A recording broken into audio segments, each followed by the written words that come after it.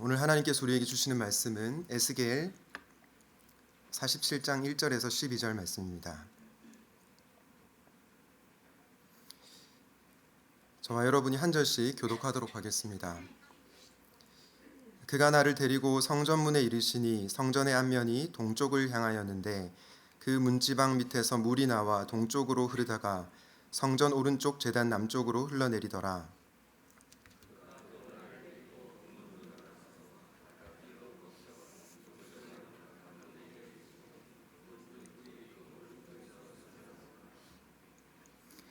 그 사람이 손에 줄을 잡고 동쪽으로 나아가며 천척을 측량한 후에 내게 그 물을 건너게 하시니 물이 발목에 오르더니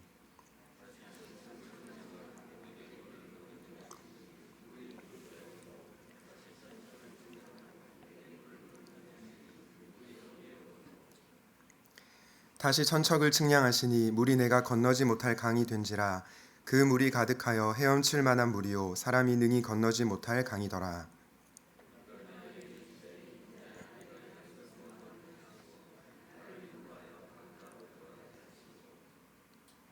내가 돌아가니 강 좌우편에 나무가 심이 많더라.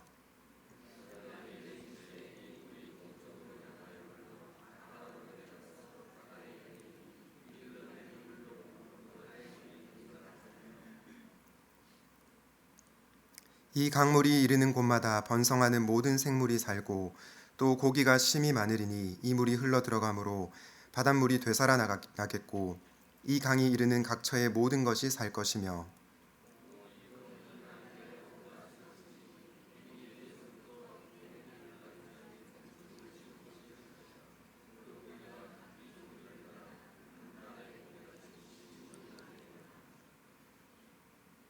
그 진펄과 개펄은 되살아나지 못하고 소금 땅이 될 것이며 강 좌우 가에는 각종 먹을 과실나무가 자라서 그 잎이 시들지 아니하며 열매가 끊이지 아니하고 달마다 새 열매를 맺으리니 그 물이 성소를 통하여 나옴이라.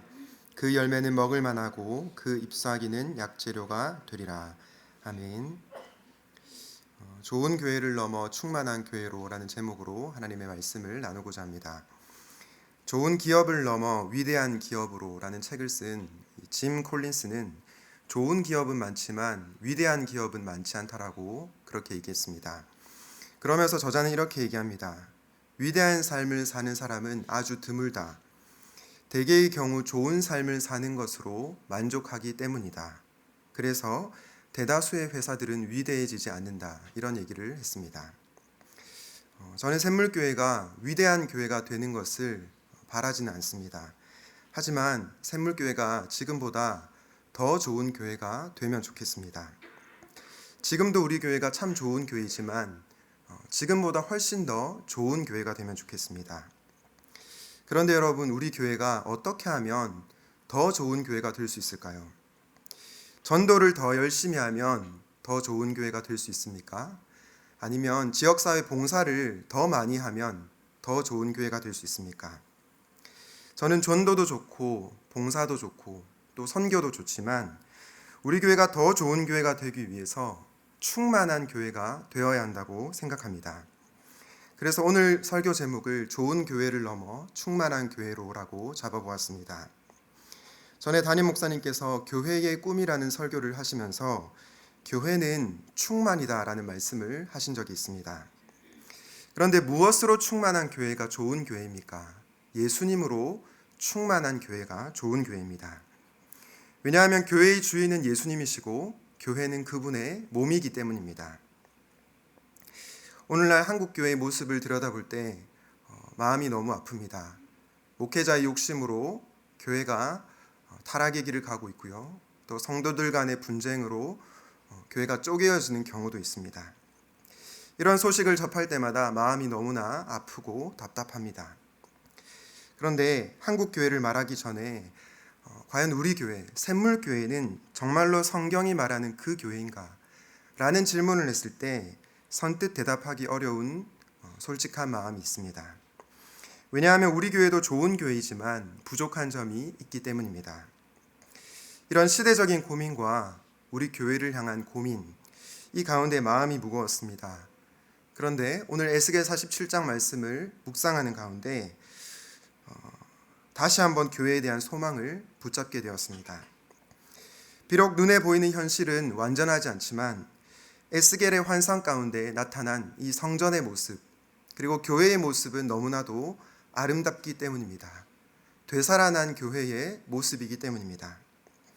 이런 점에서 저는 환상 속에 살아난 교회가 있다고 말씀드리고 싶습니다. 그리고 이 환상은 신기루가 아니라 반드시 이루어지는 환상입니다. 그것을 믿고 주님의 몸된 교회를 세워나가는 저와 여러분들 될 수 있기를 주님의 이름으로 축원드립니다. 오늘은 세 가지 질문에 답을 하는 방식으로 말씀을 전하고자 합니다. 교회가 충만한 교회가 되어야 한다고 말씀드렸는데 첫 번째 질문은 이것입니다. 교회는 무엇으로 충만해야 합니까? 첫 번째 답은 하나님으로 충만한 교회가 되어야 한다는 것입니다. 너무나 당연한 말씀이지만 하나님으로 충만한 교회가 되어야 더 좋은 교회가 될 수 있습니다. 오늘 1절과 2절에 보면 안내자가 선지자를 성전 문 앞으로 데리고 갑니다. 그리고 선지자는 그곳의 문지방 밑에서 물이 흘러나오는 것을 봅니다. 여러분, 이 물은 무엇을 의미합니까? 생명을 의미합니다. 모든 동식물은 물 없이 살 수 없습니다. 그런데 이 물, 생명의 원천이 누구이십니까? 바로 하나님이십니다. 예레미야 2장 13절에 보면 하나님을 가리켜 생수의 근원이다 라고 말씀하고 있습니다. 이 근원이라고 하는 히브리어 단어는 땅 속에서 솟아나는 지하수 샘물이라는 뜻을 가지고 있습니다. 이 물이 흐르면서 큰 물줄기가 되고 여러 개의 물줄기들이 모여서 큰 강을 이루게 됩니다. 그런데 이 강물이 흐를 때 어떤 일이 벌어집니까? 오늘 8절과 9절 말씀을 한번 보도록 하겠습니다. 그가 내게 이르시되 이 물이 동쪽으로 향하여 흘러 아라바로 내려가서 바다에 이르리니 이 흘러내리는 물로 그 바다의 물이 되살아나리라. 이 강물이 이르는 곳마다 번성하는 모든 생물이 살고 또 고기가 심이 많으리니 이 물이 흘러 들어가므로 바닷물이 되살아나겠고 이 강이 이르는 각처의 모든 것이 살 것이며. 물이 흐르자 아라바로 내려가서 바다에 이르니 이 흘러내리는 물로 그 바다의 물이 살아난다라고 얘기하고 있습니다. 여기서 아라바라고 하는 것은 광야 혹은 사해를 의미합니다. 다시 말해서 죽어있던 곳이 생수로 인해서 살아난다는 것입니다. 그리고 이 강물이 흐르는 곳마다 생명체가 살아나는 것을 오늘 말씀을 통해서 볼 수 있습니다. 오늘 에스겔 47장 말씀은 주님의 성전인 교회가 이렇게 하나님으로 충만할 때 살아나고 회복된다는 것을 보여주고 있습니다. 그렇기 때문에 교회는 그 무엇보다도 하나님으로 충만한 교회가 되어야 합니다. 오늘날 많은 사람들이 좋은 교회를 평가하는 몇 가지 기준이 있습니다. 그 기준 중에서 하나가 바로 지역사회를 얼마나 잘 섬기는가 하는 것입니다. 그 교회가 독거노인들 그리고 장애인들, 주변의 어려운 이웃들을 얼마나 잘 섬기는가, 그것을 좋은 교회의 표지로 삼습니다. 또 어떤 교회는 전도를 열심히 하는 교회를 좋은 교회로 간주합니다. 그런데 왜 사람들은 이런 교회를 좋은 교회라고 평가할까요? 가시적이기 때문입니다. 평가하기 좋게 눈에 드러나기 때문입니다. 그런데 여러분, 혹시 하나님 없이도 지역사회를 섬길 수 있다고 생각해 본 적이 있습니까? 하나님 없이도 열정적으로 전도할 수 있다고 생각해 본 적이 있습니까? 물론 완전히 하나님을 배제한 것은 아니지만 하나님보다 우리의 열정이 앞서서 봉사를 하고 또 전도를 할 수도 있다고 생각합니다. 그런데 이렇게 사역을 할 때 어떤 문제가 생깁니까? 생명력을 상실한다는 것입니다. 생명이 흘러넘쳐서 사역을 해야 하는데 쥐어짜내면서 사역을 한다는 것입니다. 또 봉사해야 되나? 또 전도해야 되나? 라고 말하며 꾸역꾸역 하나님의 일을 하게 된다는 것입니다. 저는 이런 교회는 세상이 볼 때 좋은 교회라고 평가받을 수 있을지 몰라도 하나님 보시기에 좋은 교회라고 부르기는 어려울 것 같습니다. 왜냐하면 하나님으로 충만하지 않기 때문입니다. 그분이 주시는 생명의 능력을 실제적으로 경험하지 못하기 때문입니다. 저는 우리 교회가 혹시라도 이런 점을 놓치고 있다면 우리 교회의 사역을 돌아보아야 한다고 생각합니다. 우리 교회는 하나님으로 충만한 교회입니까? 바라기는 하나님으로 충만하여 더 좋은 교회가 될 수 있기를 주님의 이름으로 축원드립니다. 두 번째 질문은 충만함의 범위는 어떠한가입니다. 이것에 대한 답은 인간이 헤아릴 수 없이 흘러 넘친다는 것입니다. 인간이 헤아릴 수 없이 흘러 넘치고 가득하다는 것입니다. 오늘 에스겔 47장 3절에서 5절 말씀을 보도록 하겠습니다. 그 사람이 손에 줄을 잡고 동쪽으로 나아가며 천척을 측량한 후에 내게 그 물을 건너게 하시니 물이 발목에 오르더니 다시 천척을 측량하고 내게 물을 건너게 하시니 물이 무릎에 오르고 다시 천척을 측량하고 내게 물을 건너게 하시니 물이 허리에 오르고 다시 천척을 측량하시니 물이 내가 건너지 못할 강이 된지라 그 물이 가득하여 헤엄칠 만한 물이요 사람이 능히 건너지 못할 강이더라. 선지자가 천척 간격으로 물의 깊이를 측량하고 있습니다. 처음 측량했을 때 물이 어디까지 올랐습니까? 발목까지 오릅니다. 그 다음은 무릎까지 오르고요. 다음은 허리까지 오릅니다. 나중에는 내가 건너지 못할 강이 되었다고 말씀하고 있습니다. 저는 이 말씀을 보면서 하나님의 충만함의 범위는 인간이 헤아릴 수 없구나, 인간이 헤아릴 수 없을 정도로 흘러 넘치는구나 라는 것을 알게 되었습니다. 그런데 이 부분을 묵상하는 가운데 에베소서 3장 18절 19절 말씀이 떠올랐습니다. 에베소서 3장 18절과 19절 말씀을 저와 여러분이 함께 읽어보도록 하겠습니다. 능히 모든 성도와 함께 지식에 넘치는 그리스도의 사랑을 알고 그 너비와 길이와 높이와 깊이가 어떠함을 깨달아 하나님의 모든 충만하신 것으로 너희에게 충만하게 하시기를 구하노라. 사도 바울이 에베소서에서 그리스도의 사랑에 대해서 말씀하고 있습니다. 그런데 그 너비와 길이와 높이와 깊이가 어떠함을 깨달아 하나님의 모든 충만하신 것으로 너희에게 충만하게 하시기를 구하노라 라고 말씀하고 있습니다. 존 스토트 목사님이라고 하는 분이 이 말씀을 주석하면서 이렇게 설명했습니다. 그리스도의 사랑은 모든 인류를 포함할 정도로 충분히 넓고 영원토록 계속될 만큼 충분히 길고 가장 타락한 죄인에게 도달할 수 있을 정도로 충분히 깊고 그를 하늘로 올릴 만큼 충분히 높다. 저는 이 말씀에 100% 공감합니다. 우리를 향한 그리스도의 사랑이 이처럼 충만하게 흘러 넘친다는 것입니다.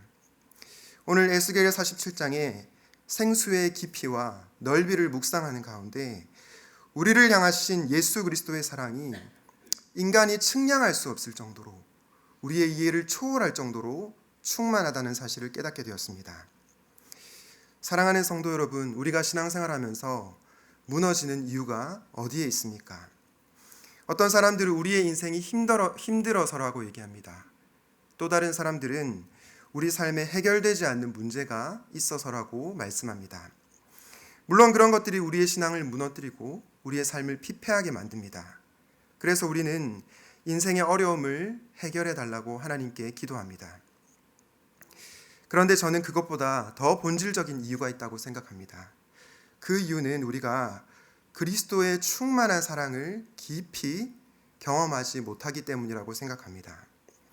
모든 인류를 포함할 정도로 충분히 넓고 영원토록 계속될 정도로 충분히 길고 가장 타락한 죄인에게 도달할 정도로 충분히 깊고 그를 하늘로 올릴 만큼 충분히 높은 그 사랑을 경험하지 못하기 때문입니다. 다시 한번 말씀드리지만 하나님께서 주시는 생수는 충만합니다. 그리고 그 범위는 연약한 우리를 송두리째 바꿀 수 있을 만큼 넉넉합니다. 바라기는 그 충만한 생수의 은혜를 경험하고 은혜의 강물에 깊이 잠겨 살아가는 저와 여러분들 될 수 있기를 주님의 이름으로 축원드립니다. 오늘 마지막 질문은 충만한 교회가 되려면 어떻게 해야 하는가? 충만한 교회가 되려면 어떻게 해야 하는가입니다. 우리는 앞서 더 좋은 교회가 되기 위해서 하나님으로 충만한 교회가 되어야 한다는 말씀을 들었습니다. 그리고 하나님의 충만함의 범위는 인간이 헤아릴 수 없다라고 하는 말씀을 들었습니다.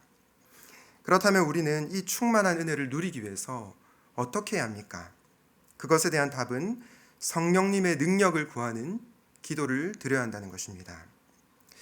여러분, 제가 생수 얘기를 하다가 왜 갑자기 뜬금없이 성령에 대한 얘기를 하고 있는 것입니까? 그 이유를 요한복음 7장 37절부터 39절에서 한번 확인해 보도록 하겠습니다. 37절부터 39절까지 저와 여러분이 함께 읽도록 하겠습니다. 명절 끝날 곧 큰 날에 예수께서 서서 외쳐 이르시되 누구든지 목마르거든 내게로 와서 마시라. 나를 믿는 자는 성경의 이름과 같이 그 배에서 생수의 강이 흘러나오리라 하시니 이는 그를 믿는 자들이 받을 성령을 가리켜 말씀하신 것이라. 초막절 끝날에 예수님께서 무엇이라고 말씀하십니까? 누구든지 목마르거든 내게로 와서 마시라고 말씀하십니다. 그리고 오늘 에스겔 말씀에 나왔던 것처럼 생수의 강이 흘러나온다라고 말씀합니다. 그런데 39절에 그 생수의 강이 바로 성령이라고 얘기하고 있습니다. 그런데 다시 37절로 돌아가 예수님께서 하신 말씀을 통해서 우리가 알 수 있는 사실은 주님께로 와서 우리가 그 은혜를 누리고 마셔야 한다는 것입니다. 그분이 주시는 은혜를 우리가 누려야 충만함을 경험할 수 있다는 것입니다. 그런데 우리가 그분의 은혜를 누릴 수 있는 비결이 무엇입니까? 어떻게 하면 우리는 성령 하나님의 능력을 경험할 수 있습니까? 바로 기도입니다. 우리가 기도할 때 하나님은 우리에게 가장 좋은 선물을 주시는데 그 선물은 바로 성령 하나님 자신이십니다. 마태복음 7장 7절에서 11절에 보면 이런 내용이 나옵니다. 구하라 그리하면 너에게 주실 것이요 찾으라 그리하면 찾아낼 것이요 문을 두드리라 그리하면 너희에게 열릴 것이니 11절에서 이렇게 말씀합니다. 너희가 악한 자라도 좋은 것으로 자식에게 줄 알거든 하물며 하늘에 계신 너희 아버지께서 구하는 자에게 좋은 것으로 주시지 않겠느냐 말씀하십니다. 구하는 자에게 하늘 아버지께서 좋은 것을 주시겠다는 것입니다. 그런데 여러분, 여기서 좋은 것은 무엇입니까? 우리는 병행 본문인 누가복음 11장 13절 말씀을 통해서 이 좋은 것이 무엇인지를 알 수 있습니다. 누가복음 11장 13절 말씀을 함께 읽도록 하겠습니다.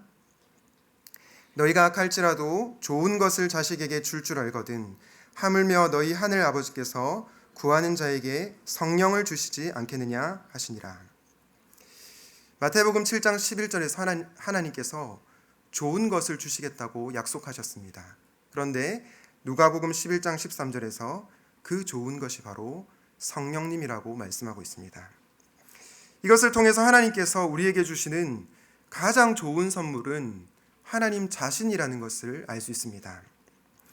사랑하는 여러분, 하나님은 우리가 기도할 때 돈도 주십니다. 학점도 주시고요.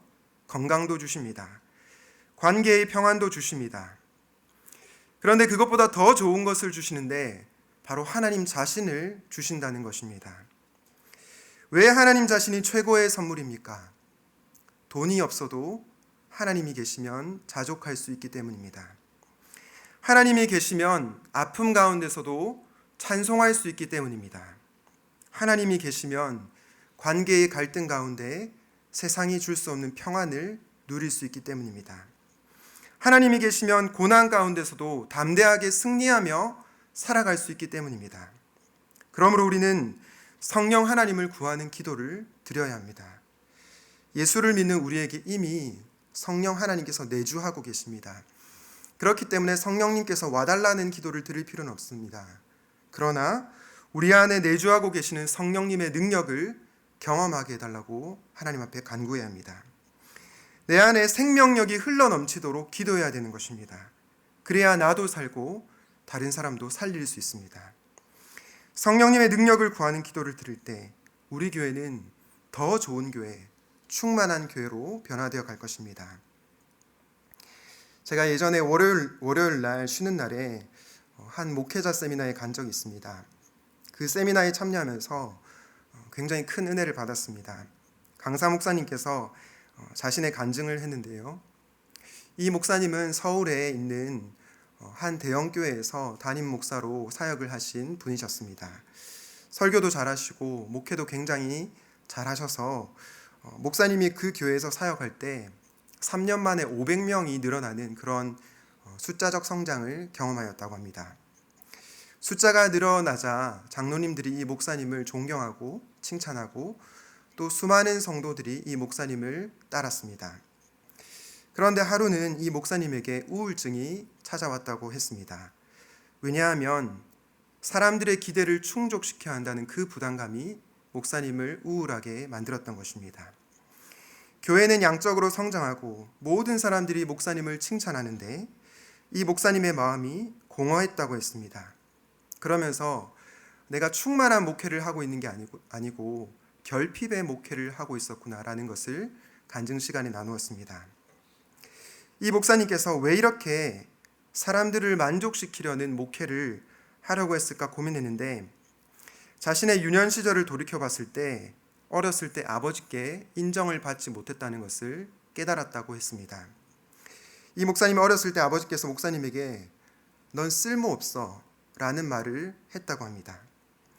그 말에 상처를 받고 아버지에게 인정받기 위해서 평생을 살았다고 얘기했습니다. 그리고 이런 삶이 습관이 되어서 사람들을 만족시키기 위해서 목회를 하고 있었던 것입니다. 목사님이 이런 문제를 가지고 상담가와 상담을 하는데 그 상담가가 목사님에게 아버지를 찾아가십시오. 그리고 아버지에게 그때 왜 그렇게 나에게 쓸모없어라고 말했는지 물어보십시오라고 조언했다고 합니다. 목사님은 아버지를 찾아가 물었습니다. 아버지 왜 그때 저에게 쓸모없다 그런 말을 하셨습니까?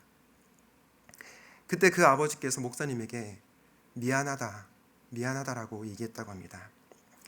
그 얘기를 듣는데 목사님의 마음이 녹고 치유되는 경험을 했다고 합니다. 이런 경험을 하면서 그 목사님은 자신이 사역하던 대형 교회를 사임하고 지금은 교회를 개척하여 아주 건강한 목회를 하고 계십니다. 그리고 지금은 결핍의 목회를 하는 것이 아니라 충만의 목회를 하고 계시다고 말씀하셨습니다. 제가 이 얘기를 듣는데 마음이 좀 아팠습니다. 왜냐하면 그 목사님의 이야기가 저의 이야기였기 때문입니다. 충만의 목회를 하고 있는 것이 아니라 결핍의 목회를 하고 있었구나를 깨달았기 때문입니다. 사람들의 기대를 충족시키기 위해서 목회하고 있었구나라는 생각이 들었기 때문입니다. 그러면서 내 힘으로 목회하는 것이 아니라 하나님으로 충만한 목회를 해야겠다고 다짐하며 다시 한번 하나님 앞에 기도하게 되었습니다. 사랑하는 샘물교회 성도 여러분, 여러분들은 어떻습니까? 여러분은 외적으로 많은 일을 하는데 혹시 결핍된 상태로 일을 하고 계시지는 않습니까? 아니면 정말 하나님으로 충만하여 살아가고 계십니까? 하나님이 주시는 생수의 은혜로 충만하여 맡겨진 일들을 감당하고 계십니까? 저는 우리 교회가 좋은 교회를 넘어서 더 좋은 교회가 되면 좋겠습니다. 더 좋은 교회는 다른 교회가 아니라 하나님으로 충만한 교회입니다. 그러기 위해서 우리는 하나님 앞에 기도해야 됩니다. 기도하지 않는 교회는 사람들의 칭찬을 받는 교회가 될 수 있을지는 몰라도 하나님의 칭찬을 받을 수는 없습니다. 간절히 바라기는 기도로 하나님의 충만한 임재를 경험하고 그 힘으로 우리 샘물교회를 잘 세워나가시기를 주님의 이름으로 축원드립니다. 오늘 말씀을 기억하면서 함께 찬양하도록 하겠습니다. 주님 곁으로 날 이끄소서.